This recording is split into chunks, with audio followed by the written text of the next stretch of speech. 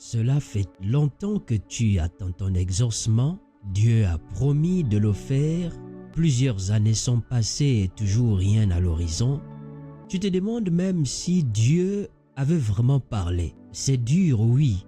Dur de croire que Dieu va agir alors que la réalité semble prouver le contraire. Personnellement, je te comprends tout à fait. Abraham a vécu cette situation. Plusieurs d'entre nous y sont confrontés. Mais le problème est que nous ne le vivons pas tous de la même façon. Je voudrais ici dire que le temps de Dieu est vraiment différent de celui de l'homme, voyez-vous. Il peut nous sembler particulièrement long, mais Dieu n'est jamais, oui, jamais en retard. Il accomplit toujours ses promesses. Dans ce partage du jour, nous allons voir ensemble ce que la Bible nous enseigne à propos du temps de Dieu et quelle attitude adopter. Ulrich Wenck avec vous dans le cadre du programme Encouragement du jour. Shalom, shalom, que le Seigneur vous bénisse.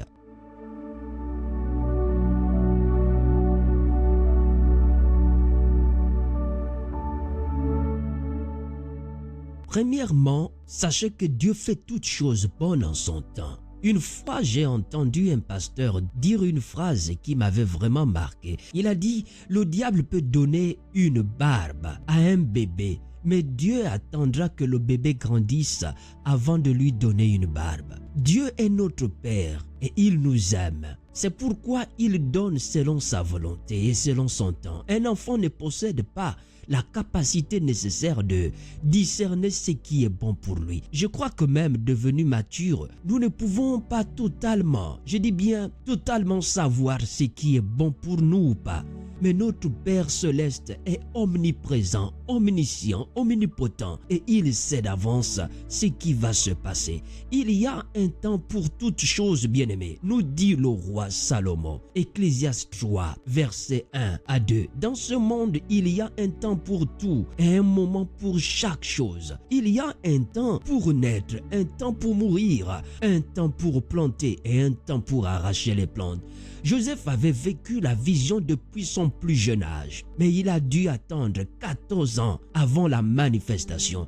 David aussi avait été oint pour être roi d'Israël. Ce n'est que pendant sa 30e année que cela s'est pleinement manifesté, frère. Je pense que si David et Joseph avaient été élevés dès qu'ils avaient reçu la vision, cela aurait été un désastre. Dieu avait pris ce temps pour les préparer étape par étape. Parfois on voit l'élévation mais pas la préparation. Pourtant, sans une bonne préparation, l'élévation n'aurait peut-être pas eu lieu.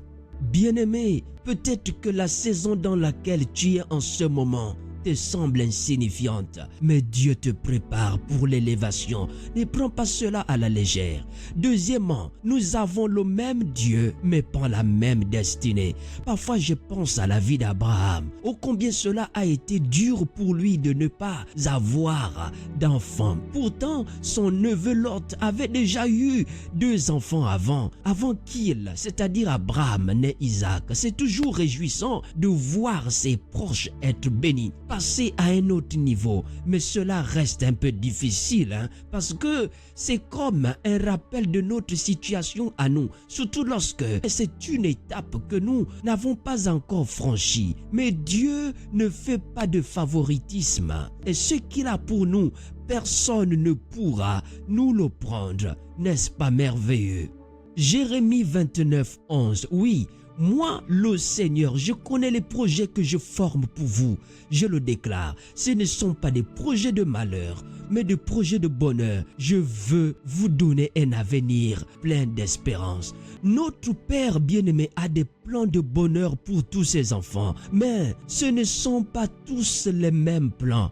Nous n'avons pas tous la même destinée. C'est pourquoi c'est vraiment inutile de se comparer aux autres ou même de porter attention à leur moquerie. Nous savons tous que Dieu aimait profondément Abraham, mais pourtant, il a permis que Lot enfante avant lui. Abraham en est arrivé à un point où il y croyait plus, mais pourtant Dieu l'a exaucé en son temps. Notre infidélité ne pourra jamais entacher sa fidélité.